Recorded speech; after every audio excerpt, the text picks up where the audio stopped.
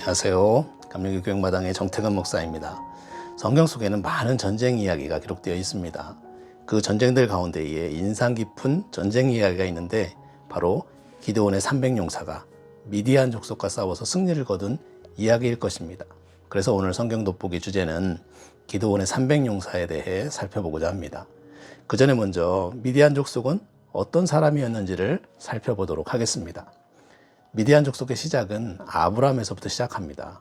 족보에서 보듯이 아브라함에게는 3명의 부인이 있었는데 사라와 하갈, 그리고 세 번째 부인인 그드라가 있었는데 이 미디안 족속은 바로 이 세 번째 부인인 그드라에게서 태어난 그의 미디안의 후손들이었습니다. 그런 의미에서 이스라엘 민족과 미디안 족속의 관계는 아브라함의 혈통의 한 후손들이라고 할 수 있습니다. 아브라함은 이삭뿐만이 아니라 자기의 서자들에게도 재산을 주어서 자기의 생전에 가나안을 떠나서 동쪽으로 가게 했다라고 기록하고 있는데 그 동쪽이 오늘날의 사우디아라비아 그 주변 땅인데 그것을 미디안 광야라고 부릅니다. 미디안 광야 하면 모세가 생각나지요. 애굽에서 도망친 모세가 이곳 미디안 광야에서 그의 부인인 십보라를 얻게 되는데 그녀는 바로 미디안의 후손이었습니다. 이 미디안 광야의 지역은 땅이 척박하여 한 곳에 거주하며 살 수가 없었기 때문에 인근 지역의 나라들을 돌면서 장사를 하는 그런 대상의 삶을 살았습니다. 요셉의 형제들이 요셉을 판 것도 바로 이 미디안의 대상들, 그 미디안의 대상들이었는데 이들은 곳곳을 돌아다니면서 장사를 하다 보니까 그들이 가지고 있는 재물을 보호하기 위해서 무장을 하고 다녔는데 이들은 자기들이 가진 무력을 바탕으로 어떤 성읍이나 마을을 약탈하는 일도 종종 벌였습니다. 또한 이 미디안 족속은 사막에 살면서 양이나 염소를 키우면서 살아가는 베두인들이었는데 양과 염소를 통해서 웬만한 의식주의 문제는 해결할 수 있었지만 그러나 농사를 지을 수 없었기 때문에 곡식과 채소는 얻을 수가 없었습니다. 그래서 이 문제를 해결하기 위해서 선택한 방법이 약탈이었습니다.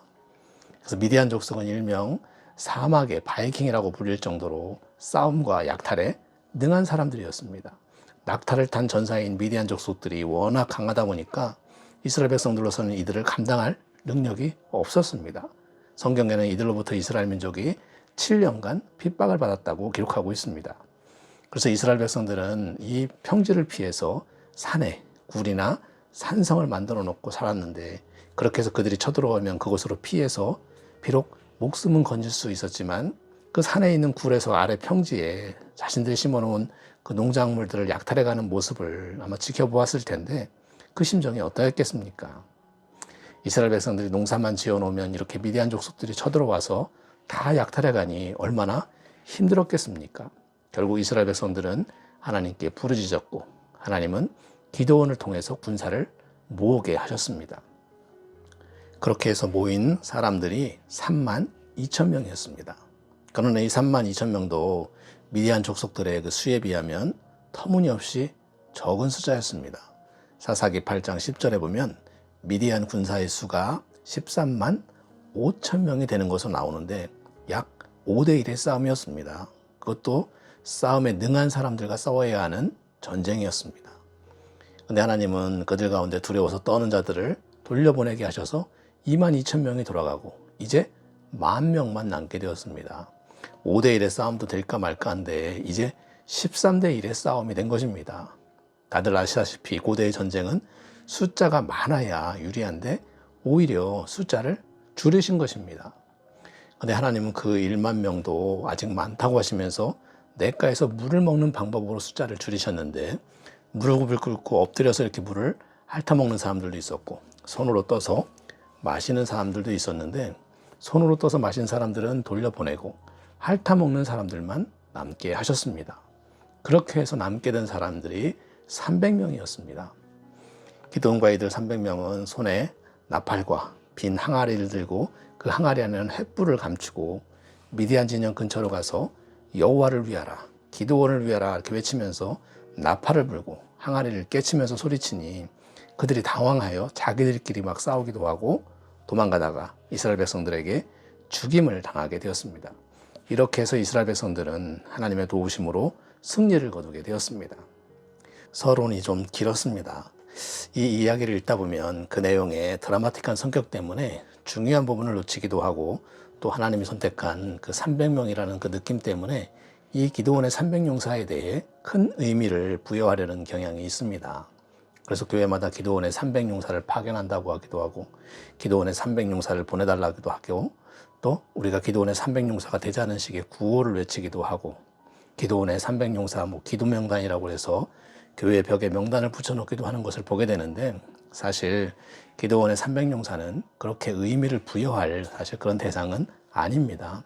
마치 그들을 하나님의 특공대처럼 여기면서 우리도 그들처럼 복음의 특공대가 되어달라고 하는데 기도하는데, 사실은 그들은 그런 특공대도 또 용사도 아니었습니다. 그들이 용사라고 하면 전쟁에 능한 자라는 말인데, 우리가 그냥 300용사라고 부르는 것 뿐이지 성경에 보면 그들이 용사라는 기록이 없습니다. 성경에는 기드온은 큰 용사라고 기록하고 있지만 300명에 대해서는 용사라고 기록하지도 않았습니다. 그리고 그들을 선발할 때의 기준이 전쟁을 잘하기 위해 무예 능력이 출중하거나 칼싸움이나 창대결과 같은 그런 경쟁을 벌여서 선발한 것도 아니고, 단지 물을 먹는 모습을 보고 300명을 선발했습니다. 그것도 그들이 물을 먹는 방식이 짐승처럼 이렇게 핥아먹는 방식으로 먹은 사람들이 선택된 것입니다. 이는 그들이 용사도 아니고 그저 어찌 보면 군인으로서의 자격도 갖추지 못한 사람들이었다는 것을 의미하는 것입니다. 사실 그 당시에 이스라엘은 군대라고 불릴 조직도 없었고, 또 그야말로 평상시에는 농사를 짓다가 위급한 상황이 되면 농기구를 들고 전쟁에 나가는 상황이었는데 전쟁에 능한 용사가 있었겠습니까? 근데 왜 하나님은 그런 사람들을 선택을 하셨을까요? 그 이유는 이는 이스라엘이 나를 거슬러 스스로 자랑하기를 내 손이 나를 구원하였다 할까 함이니라. 바로 자신들의 힘으로 싸워서 이겼다며 교만할까 그렇게 하신 것입니다. 300명을 선발하신 이유와 그 방법은 바로 숫자를 줄이시기 위한 하나님의 방법이었습니다. 그냥 300명을 뽑으신 것입니다. 그들이 선발된 이유는 그들이 다수에 속해 있지 않고 소수에 속해 있었기 때문입니다. 결코 그들이 싸움을 잘하고 능력이 있는 특공대와 같았기 때문에 선발한 것이 아니었습니다. 그렇게 기드온의 300용사라는 명칭을 사용하면서 교회에서 큰 의미를 부여하는 것은 그 본래의 의미를 제대로 전달하지 못하는 것이라 할 수 있습니다. 그러나 기드온의 300용사가 부족하고 능력이 없고 변변치 못하더라도 하나님께로부터 쓰임을 받았다고 하는 것은 큰 의미가 있습니다. 하나님께서는 잘난 사람, 실력 있고 능력 있는 사람, 지혜 있는 사람들만을 쓰시는 것이 아니라는 것입니다. 기드온의 300용사의 이야기는 그래서 고린도전서 1장 27절에서 29절의 말씀을 통해서 우리에게 은혜를 줍니다.